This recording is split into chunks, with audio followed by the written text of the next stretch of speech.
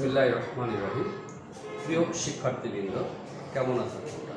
নিশ্চয়ই আল্লাহর রহমতে ভালো আছো, আমিও আল্লাহর রহমতে ভালো আছি। প্রিয় শিক্ষার্থীবৃন্দ, দীর্ঘদিন বন্ধ থাকার পরে তোমাদের শিক্ষা প্রতিষ্ঠান এখন খুলে দিয়েছে এবং ক্লাস নিয়মিত হচ্ছে। ক্লাস 5, ক্লাস 10 এবং যারা পরীক্ষার্থীদের রেগুলার ক্লাস হচ্ছে, অন্যান্য ক্লাসগুলো কিন্তু সরকারিভাবে, যেমন ক্লাস যারা নবম শ্রেণীতে তাদের সপ্তাহে 2 দিন ক্লাস হচ্ছে, যারা অষ্টম শ্রেণী তাদের সপ্তাহে 2 দিন হচ্ছে, কারণ ক্লাস ষষ্ঠ শ্রেণী 1 দিন, সপ্তম শ্রেণী 1 দিন, এভাবে ক্লাসগুলো কন্টিনিউ হচ্ছে। আর সরকার কিন্তু ডিক্লেয়ার দিয়ে দিয়েছে তোমাদের বার্ষিক পরীক্ষা হবে। আর এই বার্ষিক পরীক্ষাটা হবে তোমাদের হচ্ছে 24শে নভেম্বর থেকে 30 নভেম্বরের ভিতরে শেষ হবে। সিলেবাসটার ব্যাপারে তোমাদের হয়তো বা জানো, সিলেবাস হচ্ছে তোমাদের যে অ্যাসাইনমেন্ট দিয়েছে 20তম সপ্তাহ পর্যন্ত, সেই অ্যাসাইনমেন্টের যে অধ্যায়গুলো অ্যাসাইনমেন্টের অন্তর্ভুক্ত, সেই অধ্যায়গুলোই কিন্তু বার্ষিক পরীক্ষায় থাকবে।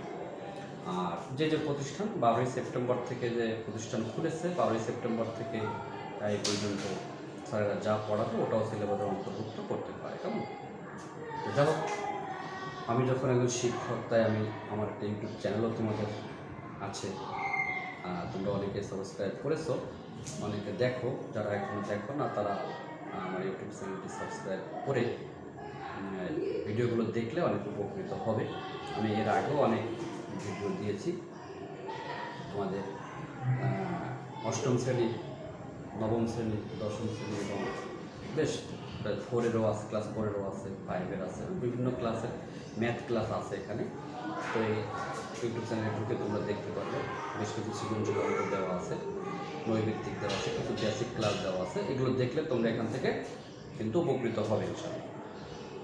তার ধারাবাহিকতা কিন্তু আজও আমি অষ্টম শ্রেণীর একটি ক্লাস নিয়ে তোমাদের সামনে, যেহেতু অষ্টম শ্রেণীর বার্ষিক পরীক্ষার সামনে, তাই আমি প্রথম যে চ্যাপ্টারটি আছে প্যাটার্ন চ্যাপ্টার, সেই প্যাটার্ন চ্যাপ্টার থেকে কিন্তু একটি সৃজনশীল অঙ্ক তোমাদেরকে দেখাবো, খুব ইম্পর্টেন্ট একটি সৃজনশীল অঙ্ক। এই অঙ্কটি কিন্তু বোর্ড পরীক্ষা এসে থাকে, ঠিক আছে? তো আমরা আজকে এই অঙ্কটি সমাধান করে দেখবো এবং এই অঙ্কটি তোমরা ভালো করে দেখবে এবং এটাকে সমাধান করবে। দেখবে এই ধরনের একটি অঙ্ক তোমাদের পরীক্ষায়, বার্ষিক পরীক্ষায় চলে আসতে পারে। আচ্ছা, তারপরে শিক্ষার্থী কিন্তু তোমরা গণিত সাবজেক্টের কথা শুনলে অনেক সময় ভয় পেয়ে যাও। আসলে ভয়ের কোনো কারণ নেই, এটা যদি তোমরা ভালো করে বুঝতে পারো, কারণ আমার ধারণা তোমরা সবাই যোগ, বিয়োগ, গুণ, ভাগ, নামতে এগুলো পারো। তো এগুলো পারলে কিন্তু যে কোনো অঙ্ক করা যায়, কারণ এর সাথে কিছু নিয়ম, কিছু রুলস, কিছু সূত্র অ্যাড হয়, কিন্তু মূলত আমরা কিন্তু সব যোগ, বিয়োগ, গুণ, ভাগ এটা দিয়েই কিন্তু অঙ্ক করি। আর গুণ ভাগ করতে হলে তার নামটা লাগে তোমাদের, তাই না? যাই হোক, আমরা আজকে ক্লাসটি শুরু করার আগে একটু বিনোদন করে নেব, কারণ ম্যাথ ক্লাস এমনি ভয় লাগে তোমাদের। তো আমি চাচ্ছি যে একটু বিনোদনের মাধ্যমে ক্লাসটা কীভাবে তোমাদের কাছে একটু ইজি করা যায় সেই চেষ্টা করবো, ঠিক আছে? আর তোমরা হয়তো জানো, আমার যারা স্টুডেন্টস আছে তারা হয়তো জানে আমি কিন্তু একটু বিনোদন প্রিয় মানুষ। মানে সায়েন্স প্লাস ম্যাথের টিচাররা হয়ে কিন্তু অনেকে বিনোদন অতটা ভালো পছন্দ করে না, কিন্তু আমার স্টুডেন্ট লাইফে কিন্তু বিনোদন পছন্দ করি। যেমন আমি স্টুডেন্ট লাইফও করেছি বিভিন্ন স্পোর্টসের সময়, সেখানে আমি ইসলামিক সঙ্গীত, কবিতা আবৃত্তি, কোরআন তেলাওয়াত এগুলোতে অংশগ্রহণ করতাম, কলেজও করেছি, ইউনিভার্সিটিতে করেছি। আবার শিক্ষকতা এসেও তোমরা যারা আমার স্টুডেন্ট আছো তারা সবাই জানো, আমি খুলনায় যখন পড়াশোনা করছি তখন কিন্তু একটা কোচিং সেন্টারে ক্লাস করাইতাম। তো এই কোচিংয়ে কিন্তু বিদায় অনুষ্ঠান যখন হইতো তখন আমি প্রায় আধুনিক গান বা ইসলামিক সঙ্গীত পরিবেশন করতাম। আবার যখন এই যে নারায়ণগঞ্জ একটা হাই স্কুলে যখন চাকরি করি তখনও সেই হাই স্কুলের বিভিন্ন অনুষ্ঠানে কিন্তু আমি গান পরিবেশন করতাম।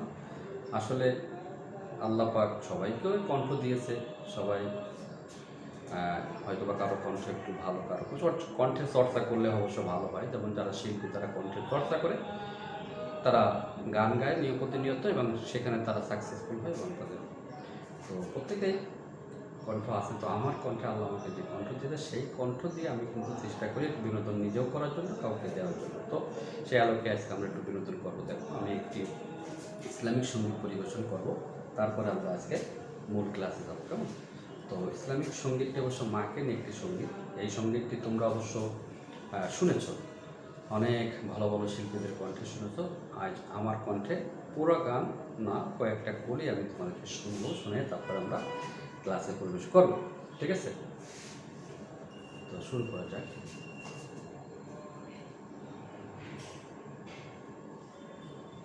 আমি চাঁদকে বলি তুমি সুন্দর নও, আমার মায়ের মতো। গোলাপকে বলি তুমি মিষ্টি নও, আমার মায়ের মতো। আমি চাঁদকে বলি তুমি সুন্দর নও, আমার মায়ের মতো।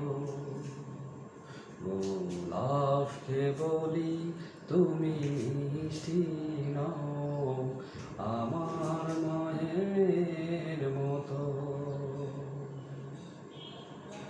মা যে আমার সবার সেরা, মা যে আমার সবার সেরা, অনন্তকাল অবিরত। আমি চাঁদকে বলি তুমি সুন্দর নও, আমার মায়ের মতো। গোলাপকে বলি তুমি মিষ্টি নও, আমার মায়ের মতো। হীরা নাকি শুনি সবচেয়ে দামি, সারাক্ষণ করে ঝলমল। হীরা নাকি শুনি সবচেয়ে দামি, সারাক্ষণ করে ঝলমল। তাহার চেয়ে অধিক দামি আমার মায়ের আঁচল। মাকে ছেড়ে চাই না আমি, মাকে ছেড়ে চাই না আমি। হীরা মানিক কত শত, আমি চাঁদকে বলি তুমি সুন্দর নও, আমার মায়ের মতো। গোলাপকে বলি তুমি মিষ্টি নও, আমার মায়ের মতো। মাঝ হলো প্রেম মমতায় বিধাতার সেরা উপমা। মাঝ হলো প্রেম মমতায় বিধাতার সেরা উপমা। হয় না কবু মায়ের সাথে অন্য কারো তুলনা।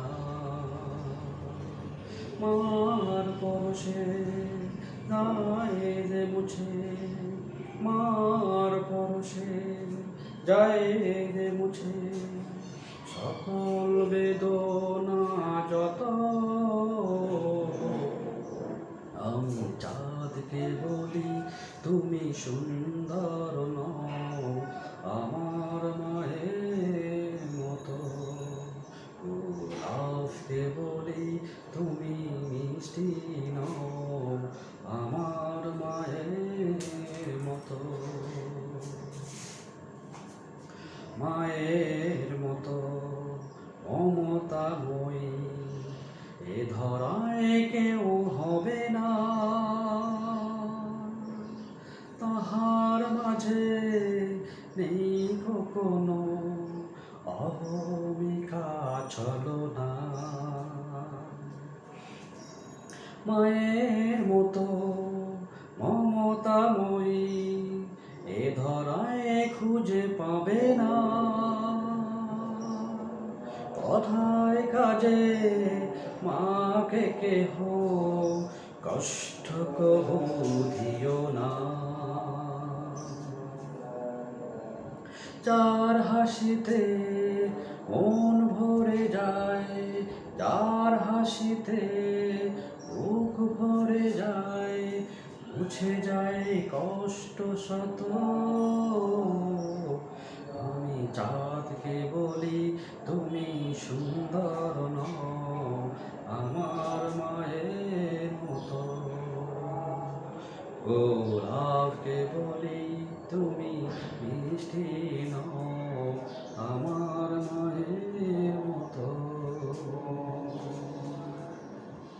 মায়ের পায়ে নিচে বেহেশত, এ কথা কেউ ভুলো না। মায়ের পায়ের নিচে বেহেশত, এ কথা কেউ ভুলো না। কথায় কাজে মাকে কেহ কষ্ট কবু দিও না। আমি চাঁদকে বলি তুমি সুন্দর নও আমার মায়ের মতো, গোলাপকে বলি তুমি মিষ্টি নও আমার মায়ের মতো। ধন্যবাদ প্রিয় শিক্ষার্থীবৃন্দ, কেমন হয়েছে, কেমন লাগছে তোমরা কমেন্টসে জানিও। আর তো মোটামুটি আমরা মাকে নিয়ে যে গানটা পরিবেশন করলাম আমরা সবসময় চেষ্টা করব আমাদের দ্বারা আমাদের জন্মদাতা মা যেন কোনো কষ্ট না পায়। ঠিক আছে শিক্ষার্থীবৃন্দ, আসো আমরা এখন মূল ক্লাসে যাই। আমরা আজকে অষ্টম শ্রেণী ক্লাস 8-এর প্রথম অধ্যায় প্যাটার্ন থেকে একটি অঙ্ক, সৃজনশীল অঙ্ক আমি আজকে তোমাদের সামনে উপস্থাপন করব। তোমরা মনোযোগ সহকারে ক্লাসটি উপভোগ করবে এবং এটি খাতায় নোট করে রাখবে, কিন্তু এটা বার্ষিক পরীক্ষায় আসার সম্ভাবনা আছে তোমাদের বার্ষিক পরীক্ষার জন্য খুবই ইম্পর্টেন্ট। হুবহু এটা না আসলেও এই ধরনের একটা অঙ্ক তোমাদের পরীক্ষায় থাকার সম্ভাবনা আছে। কেমন? তো স্টুডেন্টস দেখো, এখানে আগে প্রশ্নটি তোমরা ভালো করে খেয়াল করো। বলতে উদ্দীপকটাকে কি বলছে? এখানে উদ্দীপকটি হলো 4 ক যোগ 1 একটি বীজগণিতীয় রাশি। এই রাশিটির প্রথম ও দ্বিতীয় পদ কত? ক নম্বর প্রশ্ন, 2 নম্বরের জন্য। এরপর বলছে উদ্দীপকের আলোকে তৃতীয় ও চতুর্থ পদের জ্যামিতিক প্যাটার্ন অঙ্কন করো এবং অঙ্কনের সত্যতা যাচাই করো। গ নম্বর বলা হয়েছে রাশিটির প্রথম 200 পদের সমষ্টি নির্ণয় করো। তো দেখো শিক্ষার্থীবৃন্দ, এখানে প্রদত্ত বীজগণিতের রাশি হচ্ছে 4 ক যোগ 1, এটা আমাদের উদ্দীপকে দেওয়া আছে। তো কত সহজে দেখো অঙ্কটি হয়ে যাবে। প্রথম পদ বলা হচ্ছে, এই প্রথম পদ যখন বলবো কর মান কত? 1, কর মান 1 বসিয়ে দেবো। কয়ের জায়গায় দেখো 1 বসিয়ে দিয়েছি। তো ক 4-এর সাথে গুণ আকারে আছে, তাহলে 4 যোগ 1 5 হবে। এবং দ্বিতীয় পদ দেখো বলছে 4 গুণ 2, দ্বিতীয় পদ বললে কর মান কত হবে? 2 হবে। তাহলে 4 গুণ 2 মানে 4 দুগুণে 8 আর 1 9। তাহলে আমাদের উত্তর হয়ে গেল এই। দেখো 2 মার্কস পেয়ে গেলে কত সহজে 2 নম্বর পাওয়া যায়। আশা করছি অঙ্কটি বুঝতে পেরেছো। আর বুঝতে পারলে তোমরা খাতায় নোট করে রাখো। ঠিক আছে? এরপর দেখো খ নম্বর অঙ্কটি কি করছে? উদ্দীপকের আলোকে তৃতীয় চতুর্থ পদের জ্যামিতিক প্যাটার্ন অঙ্কন করো এবং অঙ্কনের সত্যতা যাচাই করো। তো দেখো প্রিয় শিক্ষার্থীবৃন্দ, আমরা এখানে কি করেছি দেখো তো। প্রদত্ত বীজগাণিতিক রাশি হচ্ছে 4 ক যোগ 1। এখানে তৃতীয় পদ কত? যত পদ বের করতে বলুক না তোমরা কিন্তু বের করতে পারবে, কারণ এখানে একটা রাশি, বীজগণিতের রাশি দেওয়া আছে। এই রাশিতে যদি আমাকে তৃতীয় পদ বলে কর মান কত হবে? 3, কর জায়গা 3 বসা দেবো। চতুর্থ পদ বলে কর জায়গা কত? 4 বসা দেবো। পঞ্চম পদ বলে 5 বসা দেবো। রাইট? এবার যে কোনো পদ বের করতে হলে তোমরা কিন্তু বের করতে পারবে। তো এখন আমরা দেখো তৃতীয় পদ আমরা বের করলাম 13, চতুর্থ পদ বের করলাম 17। তো তৃতীয় চতুর্থ পদের জ্যামিতিক প্যাটার্ন নিচে আমরা অঙ্কন করে দেখালাম। দেখো এখানে যেটা বলা হয়েছে, এটা রেখাংশ, একটা রেখাংশ, একটা রেখাংশ, একটা রেখাংশ, একটা 4টে রেখাংশ দিয়ে এটা হচ্ছে। এই 4টার পরে দেখো 5টা, 6টা, 7টা, 8, 9, 10, 11, 12, 13 এইটা। তাহলে তৃতীয় পদ দ্বারা আমরা যে প্যাটার্নটি এঁকেছি এখানে 13টি রেখাংশ দ্বারা আঁকানো হয়েছে। ঠিক আছে? এরপর এখানে দেখো চতুর্থ যে পদটি আমরা প্যাটার্ন আকারে চিত্র অঙ্কন করেছি, দেখো এখানে 17টি। তাহলে অঙ্কিত চিত্র হতে দেখা যায় যে তৃতীয় পদে জ্যামিতিক প্যাটার্নের রেখাংশ সংখ্যা কত? 13। তো দেখালাম এবং চতুর্থ পদের জ্যামিতিক প্যাটার্নের রেখাংশ সংখ্যা হলো 17।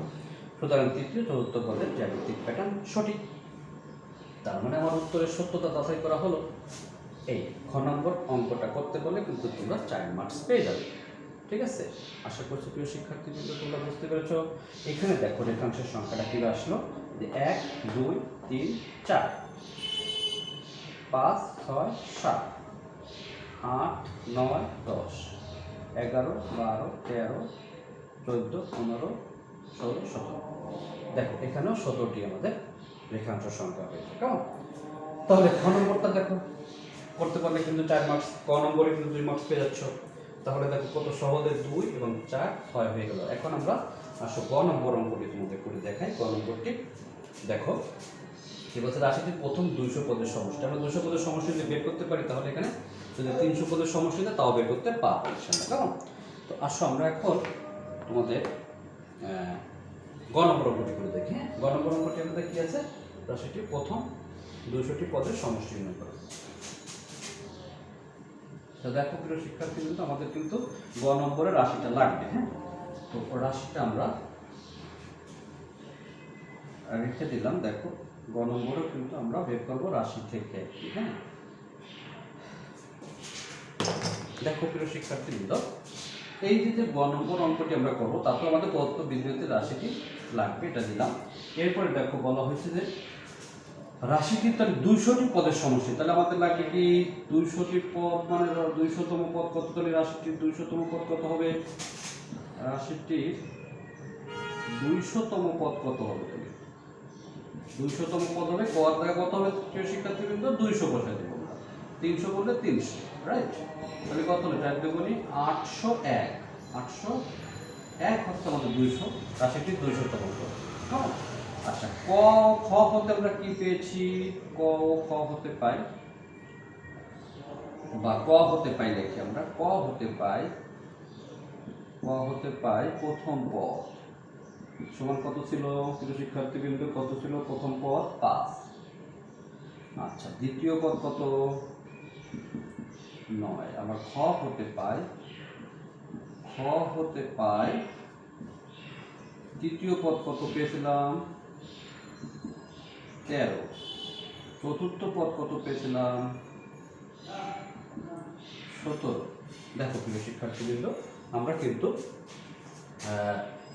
রাশিটির 200তম পদ বের করে ফেললাম। এই কয়ের জায়গা 200 হবে, 4 দুগুণে 800, 1 801।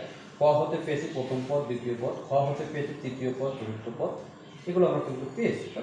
তাহলে আমরা এখন বলতে পারি না 200টি পদের সমষ্টি তাহলে কি লেখা যায়। সুতরাং 200 পদের সমষ্টি, 200 পদের সমষ্টি, কেমন? 200 পদের সমষ্টি সমান সমান লিখতে পারি 5 2 9, ঠিক আছে, যোগ 13 যোগ 17 যোগ 10 যোগ শেষ পদ কত 801। তাহলে এখানে প্রথম পদ কত 5, শেষ পদ কত 801, পদ সংখ্যা কত 200। এই হচ্ছে আমাদের এখানে যে প্রথম পদ 5, শেষ পদ 801, পদ সংখ্যা কত 200। প্রিয় শিক্ষার্থীবৃন্দ, এবার কিন্তু আমরা এখানে একটা সূত্র অ্যাপ্লাই করবো, সমষ্টির সূত্র অ্যাপ্লাই করে আমরা সমষ্টিটা বের করে দেবো। আমরা জানি সমষ্টির সূত্রটা আমরা জানি যে প্রথম পদ যোগ শেষ পদ, তাই না? প্রথম পদ যোগ শেষ পদ, কেমন? প্রথম পদ যোগ শেষ পদ। এখন লেখা আমরা জানি সমষ্টি সমান সমান প্রথম পদ যোগ শেষ পদ। ঠিক আছে, প্রথম পদ যোগ শেষ পদ গুণ পদ সংখ্যা, গুণ কি হবে পদ সংখ্যা বাই কত 2।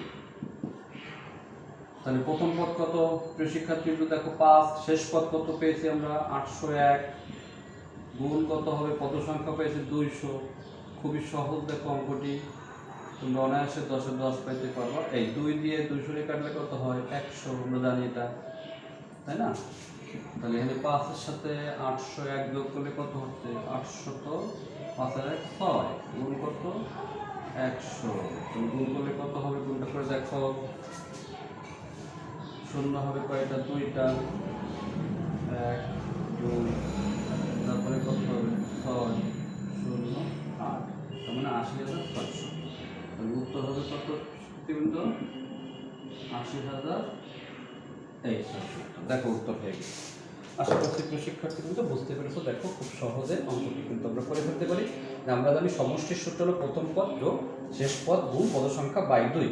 এখন এখানে দেখো তোমার যততম পদের সমষ্টি থেকে আমরা বের করতে পারবো কিন্তু, কেমন? তো সেইভাবে মান বসাইছি। দেখো প্রথম পদের মান হচ্ছে 5, শেষ পদের মান কত? 801, পদ সংখ্যা 200, 2 দিয়ে কাটাকাটি করলে 100, এখানে 806 গুণ 100, তাহলে 80,616 আমাদের উত্তর হয়ে গেল। এইভাবে গ নম্বরে কিন্তু তোমরা 4 নম্বর পেয়ে যেতে পারো প্রিয় শিক্ষার্থীবৃন্দ। তো যাই হোক, আশা করছি তোমরা এটা বুঝতে পেরেছো। আর তোমরা আমার ইউটিউব চ্যানেলে ঢুকে এই ভিডিওটি দেখে তোমরা অঙ্কটি নোট করে রাখবে। তোমাদের কিন্তু বার্ষিক পরীক্ষার জন্য খুব ইম্পর্টেন্ট।